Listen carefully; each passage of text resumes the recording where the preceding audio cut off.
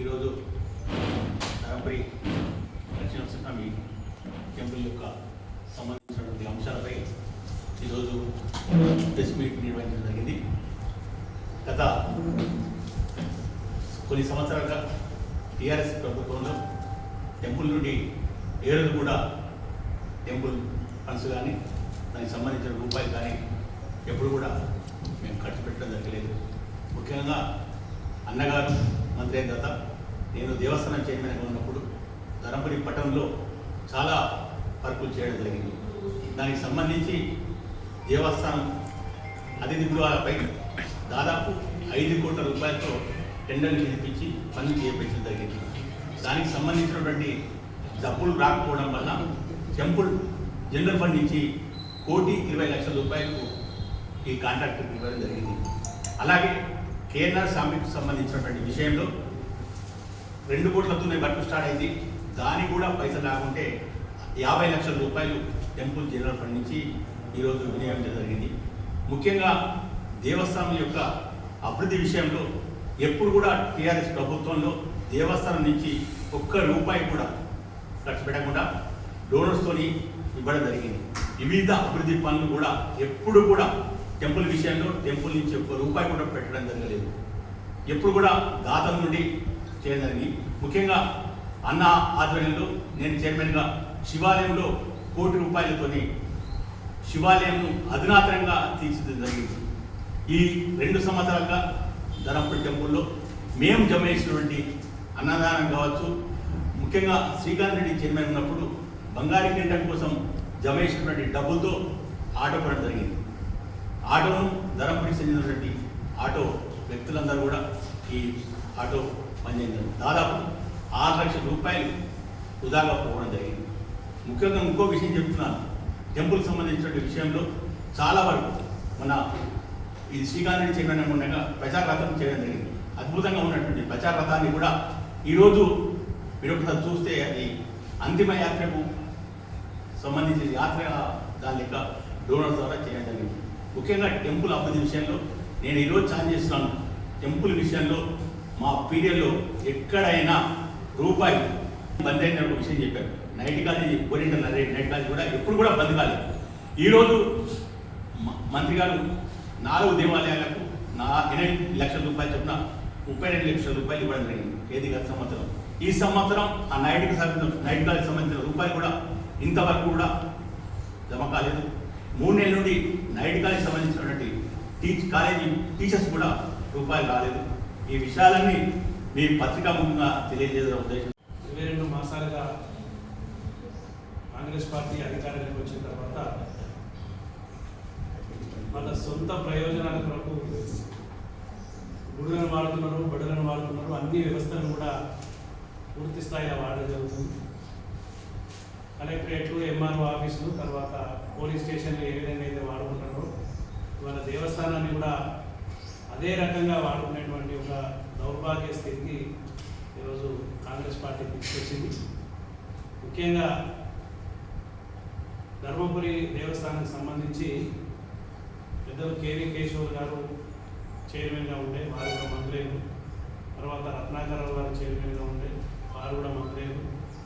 తర్వాత సూర్యారావు గారు ఉండే, తర్వాత అనేక మంది చైర్మన్లు, నా వరకు చాలామంది చైర్మన్గా ఉన్నారు. మా నామం కూడా ఉన్నటి వరకు కనుగొన్నటువంటి పరిస్థితులలో లక్షలాది రూపాయలు దేవస్థానానికి సంబంధించినటువంటి దుర్వినియోగం చేయడం అనేది ఇది మంచి పద్ధతి కాదు. ఇది కొత్త సాంప్రదాయాన్ని మీరు ఇవాళ ధర్మపురిలో ప్రవేశపెడుతున్నందుకు కొంత ఆలోచించుకోవాలని చెప్పి ఇవాళ మేము వారికి తెలియజేస్తూ ఉన్నాం. లక్ష్మీ నరసింహస్వామి వారు చాలా పవర్ఫుల్ దేవుడు. అక్కడ ఉన్నటువంటి భక్తుల మనోభావాలు కూడా చాలా చాలా అంటే చాలా ముఖ్యమైనటువంటి. పెద్దలు కొప్పులేశ్వర్ గారు మంత్రిగా ఉన్నప్పుడు ఆ పట్టణానికి సంబంధించి ల్యాండ్ యాక్విజిషనే కానీ తర్వాత మిగతా ఏ సంబంధమైనటువంటి కార్యక్రమాలకైనా వారు క్లియర్గా చెప్పారు. మేము అన్నదానానికి సంబంధించి సుమారు 5 కోట్ల రూపాయలు డిపాజిట్గా సేకరించి అక్కడ బ్యాంకులో నిల్వ చేసి పెట్టినాం.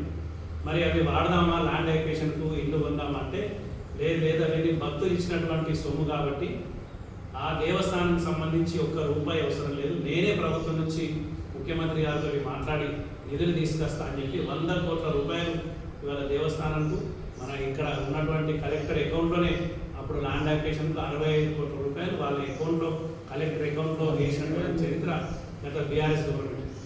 ఇవాళ ఉన్నటువంటి పరిస్థితులలో దేవస్థానం సొమ్మును ఖర్చు పెట్టడం అనేది మీరు ఏదైతే ఇప్పుడు కళ్యాణం చేసారో అదే ప్లేస్లో మన స్తంభాలు కూడా తయారు చేసుకోవడం జరిగింది. ఈ ప్రభుత్వం రాగానే మొట్టమొదటి చేసిన పని ఏంటంటే ఈ పనులన్నీ కూడా రద్దు చేయడం అనేది ఒక దురదృష్టకరమైనటువంటి చర్యగా భావిస్తూ ఉన్నాం. మీరు మేలు చేయకుండా పర్లేదు కానీ కీడు చేయొద్దని చెప్పి ఇవాళ పత్రికా విలేకరుల సమక్షంలో ప్రజలందరి తరఫున, ముఖ్యంగా భక్తులందరి తరఫున మిమ్మల్ని కోరుతా ఉన్నాం. మీరు మేలు చేయకుండా మంచిదే కానీ భక్తుల మనోభావాలు దెబ్బతీసే విధంగా ప్రవర్తించద్దు. సొంతానికి స్వార్థానికి దేవాలయానికి సంబంధించినటువంటి వాడుకోవడం మంచి పద్ధతి కాదని చెప్పి మీ పత్రికా విలేకరుల సమక్షంలో మీ ముఖంగా తెలియజేస్తా ఉన్నాం. ఈశ్వరన్న గారు మంత్రిగా ఉన్న సమయంలో జిల్లా పరిషత్ చైర్మన్గా 5 సంవత్సరాలు కూడా వారితో కలిసి పనిచేయడం జరిగింది. మరి ఆ సమయంలో వారు ఎప్పుడూ కూడా నియోజకవర్గంతో పాటు మరి జిల్లా కేంద్రమైనటువంటి జైత్యాల జిల్లా మొత్తాన్ని కూడా అభివృద్ధి చేయాలి, ప్రతి దాంట్లో కూడా మనము ప్రథమ స్థానంలో ఉండాలి అని చెప్పేసి మరి కుటుంబాన్ని కూడా లెక్క చేయకుండా ఎప్పుడు కూడా అభివృద్ధి పైనే, మరి కాన్స్టిట్యున్సీ పైననే, కాన్స్టిట్యున్సీ ప్రజల పైననే, జైత్యాల జిల్లా పైననే ధ్యాస ఉంచినటువంటి నాయకుడు మరి కొప్పుల ఈశ్వరన్న గారు. ఈరోజు ధర్మపురి పట్టణం అంటే దాదాపు అందరూ కూడా గోదావరి స్నానాలకు వెళ్తారు, లక్ష్మీనరసింహస్వామిని దర్శించుకోవడానికి వెళ్తారు. గతంలో కేసీఆర్ గారి నాయకత్వంలో మరి కేసీఆర్ గారు ముఖ్యమంత్రిగా లేనప్పుడు, ఈశ్వరన్న గారు మంత్రిగా లేనప్పుడు ఇరుకు సందులు మరి పందులు మాత్రమే ఉన్నటువంటి ధర్మపురి పట్టణాన్ని ఇవాళ అద్భుతమైనటువంటి టెంపుల్ సిటీగా మార్చినటువంటి ఘనత మరి ఈశ్వరన్న గారు అని చెప్పేసి, అది ఎవరు అవునన్నా కాదన్నా ఇప్పుడు వచ్చిన వాళ్ళు ఎన్ని ప్రగల్భాలు చెప్పినా, వాళ్ళకి అధికారం ఉందని చెప్పేసి మరి ఎన్ని మాటలు చెప్పినా కూడా అదంతా కూడా ఆ భగవంతుడికి, లక్ష్మీ నరసింహస్వామికి తెలుసు. ఈ యొక్క టెంపుల్ ఎవరు అభివృద్ధి చేసినవారంటే భగవంతుడితో పాటు ఉన్న ప్రజలు కూడా ఒప్పుకునేటువంటి సత్యం మరి ఈశ్వరన్న గారు చేసిరని చెప్తారు. నిజంగా కూడా అందులో చాలా గొప్ప విషయం ఏంటంటే మరి గోదావరి స్నానానికి భక్తులు, సామాన్యులు, పేదవాళ్ళందరూ కూడా, పేదవాళ్ళ నుంచి ఉన్నంత వరకు అందరూ వెళ్తారు. అక్కడ మురుగునీరు కలుస్తుంది ఎక్కువ. మురుగునీరు కలవకుండా కూడా మరి అంత గొప్ప ఆలోచించి కేసీఆర్ గారితో మాట్లాడి దాదాపు 17 కోట్లతోటి దాన్ని నిర్మాణం చేపట్టారు. ఒక మనిషి వెళ్ళిపోయేంత పైప్ లైన్ వేసి మరి అంత గొప్పగా అభివృద్ధి చేసి దాదాపు 200 కోట్లతోటి అభివృద్ధి చేసినటువంటి ఘనత వారిది. ఇవాళ మరి ఇప్పుడు వచ్చినటువంటి మంత్రి అడ్డూరు లక్ష్మణ్ కుమార్ గారు ఇటు ఈశ్వరన్న గారి మీద, అదేవిధంగా కేటీఆర్ గారి మీద, హరీష్ రావు గారి మీద ఈ బాకీ కార్డులతోటి బారాస డ్రామాలు ఆడుతుందంటే, బాకీ కార్డులతో బారాస డ్రామాలు ఆడతలేదు. నువ్వు ఇలా తహసీల్ చౌరస్తా వద్ద కూడా మా ఈశ్వరన్న మంత్రిగా ఉన్నప్పుడు కేసీఆర్ నాయకత్వంలో ఏం చేసినామో, కాంగ్రెస్ వచ్చిన తర్వాత 100 రోజుల్లో అమలు చేస్తా అన్న పథకాలు అమలు చేయకుండా ఇలా మళ్ళీ ఇంకా మాకు 3 సంవత్సరాలు ఉందని చెప్పేసి మాట్లాడుతూ ఉన్నావు కదా, అవన్నీ కూడా చర్చకు మీరు సిద్ధమైతే మా ఈశ్వరన్న గారితో పాటు బీఆర్ఎస్ పార్టీ నాయకులందరం కూడా బాకీ కార్డులు పట్టుకొని వస్తామని చెప్పేసి తెలియజేస్తూ, మాట్లాడే కనీస అర్హత కూడా లేదు టెంపుల్ మీద. మీకు అనవసరంగా డబ్బులను దుర్వినియోగం చేస్తారు. టెంపుల్ అభివృద్ధి చేయాలి, భక్తులకు గొప్ప సౌకర్యం కల్పించినప్పుడే ఆ పరిపాలనకు సార్థకత ఉంటుంది. అది పోయి ఇవాళ టెంపుల్ అక్కడ అభివృద్ధి చేసింది ఈశ్వరన్న, ప్రతి పైసా కూడా సద్వినియోగం చేయాలి, టెంపుల్కి ఉపయోగపడాలి, భక్తులకు ఉపయోగపడే విధంగా చేసినటువంటి నాయకుడు మరి ఈశ్వరన్న గారు అయితే ఇవాళ ప్రతి పైసను కూడా దుర్వినియోగం చేయడం ఇది నిజంగా కూడా సబబు కాదు. దీన్ని పూర్తిగా కూడా కొంత మంత్రిగా ఉన్నారు, కనీసం ఆలోచన లేకుండా కేవలం రాజకీయం కోసం ఇటువంటివి చేయడం మంచిది కాదని చెప్పేసి తెలియజేస్తారు. మంత్రిగా వ్యవహరిస్తున్నటువంటి లక్ష్మణ్ కుమార్ గారు బీఆర్ఎస్ గత ప్రభుత్వం పైన, కేసీఆర్ గారి పైన, హరీష్ రావు గారి పైన, కేటీఆర్ గారి పైన, నా పైన అవగాహన లేనటువంటి అనేక ఆరోపణలు చేయడం జరుగుతుంది. వాస్తవంగా ఈ సందర్భంగా మేము ఆయన స్టూడియో కొన్ని విషయాలు అడగదలుచుకున్నాం. సరే, నువ్వు ఇప్పుడు 22 నెలల పాటు ఎమ్మెల్యేగా, తర్వాత విప్పుగా, మంత్రిగా కూడా ఇప్పుడు పనిచేస్తా ఉన్నాం. ఇది నియోజకవర్గంలో ఎవరిని అడిగా చెప్పేటువంటి మాట ఏంటంటే, 22 నెలల్లో తట్టెడు మట్టి పోయలేదు, ఎక్కడ అభివృద్ధి అనేది ఆ కళ్ళకైతే కనబడతలేదు, ఒక్క మంచి కార్యక్రమం కూడా లేదు అనేటువంటి ప్రజలు మాట్లాడుతున్నటువంటి మాట. కానీ ఆయన మాత్రం చాలా చాలా గొప్పగా మాట్లాడుకొని తనకు తను ప్రేజ్ చేసుకొని మాట్లాడుకోవడం అనేది వాళ్ళ ముఖ్యమంత్రికి అలవాటు అయిపోయింది. ఆయన కింద పనిచేస్తున్నటువంటి మంత్రివర్గ సభ్యులకు ఎమ్మెల్యేలకు కూడా అలవాటు అయిపోయింది. మరి ఒక ప్రశ్న అడుగుతున్నాం లక్ష్మణ్ కుమార్ గారు, నువ్వు సోషల్ వెల్ఫేర్ మినిస్టర్గా పనిచేస్తున్నావు. సోషల్ వెల్ఫేర్ మినిస్టర్గా పనిచేస్తున్న సందర్భంలో సోషల్ వెల్ఫేర్ కింద ఏవైతే ఎస్సీ గురుకుల పాఠశాలలు, ఎస్టీ గురుకుల పాఠశాలలు, బెస్ట్ అవైలబుల్ స్కూల్స్ ఇవన్నీ కూడా మీ పరిధిలోకి వస్తాయి. తర్వాత వీటిని పరిరక్షించాల్సినటువంటి బాధ్యత కూడా సోషల్ వెల్ఫేర్ డిపార్ట్మెంట్కే ఉంటుంది. మరి ముఖ్యంగా లక్ష్మణ్ కుమార్ గారిదే బాధ్యతను కూడా నేను ఈ సందర్భంగా గుర్తు చేస్తున్నాను. గతంలో ఎన్నడూ లేనటువంటి దుస్థితి అలా మనం చూస్తున్నాం. బెస్ట్ అవైలబుల్ స్కూల్స్ గురించి గతంలో కూడా నేను హైదరాబాద్లో ప్రెస్ మీట్ పెట్టి చెప్పినాను. 2 సంవత్సరాల నుంచి, దాదాపుగా 2 సంవత్సరాల నుంచి బెస్ట్ అవైలబుల్ స్కూల్కి సంబంధించిన ఈ యాజమాన్యాలు ఎవరైతే ఉన్నారో వీళ్ళ బిల్లులు చెల్లించకపోవడం వల్ల పిల్లలను స్కూల్ బయట నిలబెట్టినటువంటి దుస్థితి. మీ పుస్తకాలు మీరే కొనుకొచ్చుకోండి, మీ అన్నం మీరే తినండి, మాకు గవర్నమెంట్ బిల్లులు చెల్లిస్తలేదని మొత్తం రాష్ట్రంలో ఉన్నటువంటి దాదాపుగా 26,000 మంది ఎస్సీ ఎస్టీ పిల్లలను స్కూల్ నుంచి గెంటేసినటువంటి పరిస్థితి అలా బహిరంగంగా వాళ్ళ పిల్లల తల్లిదండ్రులు, తర్వాత పిల్లలు సైతం రోడ్ల మీదకి వచ్చేసి ధర్నాలు చేసి కలెక్టర్లకు మెమోరేనం ఇచ్చేటువంటి దుస్థితి అలా ఈ రాష్ట్రంలో నెలకొన్నది. నేను అడుగుతున్నా, మేము 10 సంవత్సరాల అధికారంలో ఉన్న కాలంలో కావచ్చు, గత ప్రభుత్వం ఎవరు ముఖ్యమంత్రి ఉన్నా వాళ్ళ కాలంలో కావచ్చు, ఎప్పుడైనా ఇటువంటి దుస్థితి ఉన్నదా? పిల్లలను బయట నిలబెట్టి వాళ్ళ మనోభావాలను దెబ్బతీసేటువంటి పరిస్థితి ఎప్పుడైనా ఉన్నదా? ఇందులో చదివేటువంటి పిల్లలు కేవలం ఎస్సీ ఎస్టీ పిల్లలు మాత్రమే. వాళ్ళు ఈరోజు మా ఫీజు కట్టకపోవడం వల్ల మమ్మల్ని బయట నిలబెట్టిందంటే వాళ్ళు ఆత్మస్థైర్యం ఎట్లా కోల్పోతారు అనేటువంటి విషయం వాళ్ళకు, వాళ్ళ తల్లిదండ్రులకు, వాళ్ళ ఫ్యూచర్ భవిష్యత్తులో కూడా వాళ్ళకు ఆలోచన ఎట్లా ఉంటుంది అనేది ఆలోచన చేయాలి. ఇక ఏంటి బెస్ట్ అవైలబుల్ స్కూల్స్ 220 కోట్ల రూపాయల బకాయిలు ఉన్నాయి. మరి ఈయన మొన్న ఘనంగా నిన్న ప్రెస్ మీట్లు ఏం చెప్తున్నారంటే 60 కోట్లు రిలీజ్ చేయించడం, వాటిని కాపాడినామని చెప్తున్నాడు. 220 కోట్ల రూపాయలు 60 కోట్ల రూపాయలు రిలీజ్ చేయించడం, ఇప్పటికి ఆ ఒక్క పైసా కూడా రిలీజ్ కాలేదు. ముఖ్యమంత్రి గారు రివ్యూ మీటింగ్ పెట్టి కూడా వారం రోజులైంది, ఒక్క ఎంపీ కూడా ఇప్పటి వరకు రిలీజ్ కాలేదు. ఇక్కడ ఉన్న పరిస్థితి అక్కడనే ఉన్నది. మన నియోజకవర్గంలో కూడా బెస్ట్ అవైలబుల్ స్కూల్లో కూడా అక్షర స్కూల్ ఉన్నది. ఆ పిల్లలు కూడా వచ్చి రోడ్డు మీద ధర్నా చేసినారు. రాష్ట్రం మొత్తం జరిగింది. ఇది ఒక్కసారి ఒక సామాజికవేత్త తులసి చంద్ గారి వీడియో కూడా ఒక్కసారి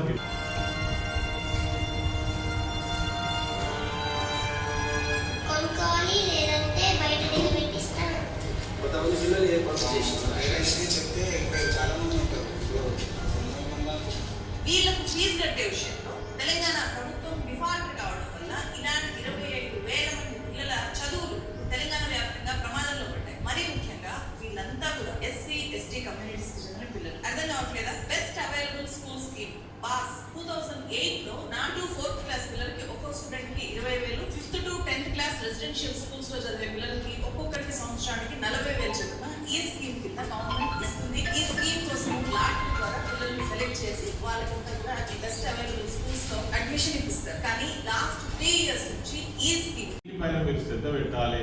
ఏదో 60 కోట్లు రిలీజ్ చేయించడం అంతా అయిపోయింది అనేది కరెక్ట్ కాదు. ఇప్పటి వరకు ఒక పైసా కూడా రిలీజ్ కాలేదు. అదేవిధంగా గురుకుల పాఠశాలలో పనిచేస్తున్నటువంటి వంట చేసేవాళ్ళు, ఊడ్చేవాళ్ళు, తూడ్చేవాళ్ళు, రకరకాల పద్ధతులలో కూరగాయలు సప్లై చేసేవాళ్ళు, గుడ్డు సప్లై చేసేవాళ్ళు, మటన్ సప్లై చేసే వాళ్ళకు వాళ్ళ బిల్లులు రాక, తర్వాత వాళ్ళ జీతాలు రాక ఇప్పటి వరకు వాళ్ళు ఎదురు చూస్తున్నారు. వాళ్ళకి ఇవ్వకుంటే ఈ గురుకుల పాఠశాల వ్యవస్థను ఎట్లా మీరు కంటిన్యూ చేస్తారు? లక్షలాది మంది పిల్లల జీవితాలతో ఇలా ఆటలాడుకుంటున్నటువంటి ప్రభుత్వం రేవంత్ రెడ్డి ప్రభుత్వం. దానికి ప్రధానమైనటువంటి మంత్రిగా వ్యవహరిస్తున్నటువంటి నాయకుడు మా లక్ష్మణ్ కుమార్ గారు మన దగ్గర నుంచి ఎదిగినటువంటి నాయకుడు. మీకు బాధ్యత లేదా, మీకు పట్టి లేదా అని అడుగుతా ఉన్నాం. ఇది చేస్తే మీరు చాలా గొప్ప పని చేసినట్టు, మీరు ఏదేదో చేసినట్టు గొప్ప చేసుకుంటుంది కదా. ఈ బిడ్డలకు మీరు కనుక న్యాయం చేస్తే చాలా గొప్ప పని చేసినట్టు మేము డిమాండ్ చేస్తున్నాం. టీఆర్ఎస్ పార్టీ పక్షాన వెంటనే గురుకుల పాఠశాల వ్యవస్థ కావచ్చు, ఇంటిగ్రేటెడ్ పాఠశాలకు సంబంధించినటువంటి 26,000 మంది పిల్లల భవిష్యత్తు కావచ్చు, వెంటనే ఈ ప్రభుత్వం దృష్టి సాధించాలని నేను కోరుతా ఉన్నాను. అదేవిధంగా ఫీజు రియంబర్స్మెంట్కి సంబంధించి అందులో ఎస్సీలు ఉన్నారు, బీసీలు ఉన్నారు, ఎస్టీలు ఉన్నారు, మైనార్టీలు ఉన్నారు, అన్ని వర్గాల పిల్లలు చదువుకునేటువంటి స్కూల్స్ 10,000 బకాయి మీకు అల్టిమేటం ఇచ్చిండ్రు. స్కూల్స్ కాలేజీలు నడిపినటువంటి యాజమాన్యం వాళ్ళు సమ్మెకు దిగిండ్రు. మీరు ఒప్పుకున్నారు 600 కోట్లు 1,200 కోట్లు ఇస్తామని, 600 రిలీజ్ చేసినామని చెప్పిండ్రు. ఇప్పటి వరకు దానికి కూడా అతి లేదు. మరి రాష్ట్రంలో విద్యా వ్యవస్థను సర్వనాశనం చేయదలుచుకున్నారా? ఇంతకుముందు ఏ ప్రభుత్వం ఉన్నా గతంలో 10 సంవత్సరాల పాటు కేసీఆర్ గారి ప్రభుత్వంలో ఎన్నడైనా బెస్ట్ అవైలబుల్ స్కూల్స్ కావచ్చు, గురుకుల పాఠశాలలకు కావచ్చు, లేదంటే ఈ యొక్క ఫీజు రియంబర్స్మెంట్ కావచ్చు, కాలేజీలకు ఇచ్చేటువంటి ఫీజులు కావచ్చు, ఎప్పుడైనా ఆగి పిల్లల భవిష్యత్తుతో ఆడుకున్నటువంటి సందర్భాలు ఉన్నాయా? ఇటువంటి డిస్టర్బెన్స్ ఎప్పుడైనా ఉందా? ఒక్కసారి లక్ష్మణ్ కుమార్ గారు జవాబు చెప్పాలి. మరి ఈరోజు మీరు చాలా గొప్పగా చెప్పుకుంటున్నటువంటి 55 సంయుక్త గురుకుల పాఠశాలలు కడతాం. మరి ఆ కట్టేదాకా కేసీఆర్ మార్కుతో ఉన్నటువంటి గురుకుల పాఠశాలలో రూపుమాపుతారా? దాదాపు 10 లక్షల మంది చదువుకునేటువంటి పిల్లల భవిష్యత్తుతో ఆడుకుంటారా? మరి మీరు ఎప్పుడు కడతారు? ఇప్పటి వరకు దీనికి అతిగతి లేదు, ఎక్కడ ఫౌండేషన్ వేసింది లేదు. ఈ బిల్డింగులు ఎన్నడు కట్టాలి? మీరు ఎన్నడు పిల్లలకు చదువు చెప్పాలి? ఇక్కడ ఎన్నడు విద్యాబోధన ప్రారంభం కావాలి? అప్పటిదాకా పిల్లల భవిష్యత్తు ఏం కావాలి? మరి ఆనాడు ఎంతో ముందు చూపుతోటి విద్యకు దూరం ఉన్నటువంటి ఎస్సీలు కావచ్చు, ఎస్టీలు కావచ్చు, బీసీ మైనార్టీలు కావచ్చు, వాళ్ళు గొప్పగా చదువుకోవాలని, ఉన్నత విద్యకు దూరంగా ఉండవద్దని మరి ఆ రోజు దాదాపుగా 1,026 గురుకుల పాఠశాలలు మరి ఏర్పాటు చేసి దాన్ని మరి 5వ తరగతి నుంచి దాదాపు డిగ్రీ స్థాయి వరకు కూడా వివిధ రంగాల్లో కూడా వాళ్ళు రాణించడం కోసం మరి సిఏఓలు కూడా ఏర్పాటు చేసి అనేక రకమైనటువంటి పోటీ పరీక్షలకు సిద్ధం చేసినటువంటి గురుకుల వ్యవస్థను ఇలా సర్వనాశనం చేస్తుంటే మంత్రిగా ఉండి చేతులు కట్టుకొని పిల్లలు రోడ్ల మీదకి వచ్చి మొర్రాన్ని మొత్తుకుంటుంటే మాకు అన్నం మంచిగా లేదు, పురుగులన్నం పెడుతున్నారు, నీళ్ళ చారు పోస్తున్నారు, బల్లులు పడుతున్నాయి, ఇప్పటికి 110 మంది పిల్లలు చనిపోయిన గురుకుల పాఠశాలల్లో మీకు సోయిందా? మీ మంత్రులు కావచ్చు, నువ్వు కావచ్చు, మీ ఎమ్మెల్యేలు కావచ్చు, చనిపోయినటువంటి ఒక్క విద్యార్థి కుటుంబాన్ని పలకరించినటువంటి దాఖలాలు లేవు. మీకు దయలేనటువంటి పరిస్థితి అలా కనబడతా ఉన్నది. అంతేకాకుండా మరి అందిస్తున్నట్టుగా మాట్లాడుతున్నారు. ఒక బిల్డింగ్ అంటారంటే కనీసం సంవత్సరంన్నర. ఇప్పుడు వాళ్ళు 2 ఏళ్ళు దాటింది, ఈ ప్రోగ్రామ్ అనౌన్స్ చేసి కూడా సంవత్సరాలు దాటింది. ఎప్పుడు బిల్డింగ్ ఎప్పుడు ఫౌండేషన్ వేస్తావు, ఎప్పుడు డబ్బులు రిలీజ్ చేస్తావు, ఎప్పుడు స్కూల్ ప్రారంభం చేస్తావు, ఎప్పుడు పిల్లలకు చదువు చెప్తావు? మీకున్న పీరియడ్ ఎంత? ఇంకా తిప్పి కొడితే 3 సంవత్సరాలు ఈ గవర్నమెంట్ ఉండేది. మరి 3 సంవత్సరాల కాలంలో బిల్డింగ్ కట్టడానికే సంవత్సరాలు పోతుంది. కాబట్టి మాటలు చెప్పుడు వేరు, చేతులు చేయడం వేరు. మేము డిమాండ్ చేసేది ఒకటే, ఆనాడు గత ప్రభుత్వంలో కేసీఆర్ గారు మంచి ఉద్దేశంతో నిర్మాణం చేసినటువంటి గురుకుల పాఠశాలను మీరు ఎందుకు నిర్లక్ష్యం చేస్తున్నారు? వాటిని మంచిగా అప్గ్రేడ్ చేయొచ్చు కదా. దానికి ధీటుగానే ఈరోజు ఈ సమీకృత గురుకుల పాఠశాలల వ్యవస్థను తీసుకువస్తున్నారు. కారణం కేసీఆర్ మార్పు లేకుండా చేయాలనేదే వీళ్ళ ముఖ్య ఉద్దేశం. దానిలో ఉన్న కుట్ర అదే. అందుకే గురుకుల పాఠశాలను నిర్లక్ష్యం చేస్తున్నారు. అందుకే పిల్లలు అందులో నుంచి వెళ్ళిపోయే ప్రయత్నం చేస్తున్నారు. అందుకే ఈరోజు పిల్లల తల్లిదండ్రులను నమ్మకాలు కోల్పోయారు. 110 మంది పిల్లలు చనిపోయారు. మనం పోయి చదువు వచ్చినా రాకున్నా మంచిదే, కానీ మా పిల్లల్ని చంపుకుంటాం అనేటువంటి ఆలోచనకు ఇలా గురుకుల పాఠశాలలో చదివిస్తున్నటువంటి వాళ్ళ తల్లిదండ్రుల ఆలోచన ఈ విధంగా ఉంది.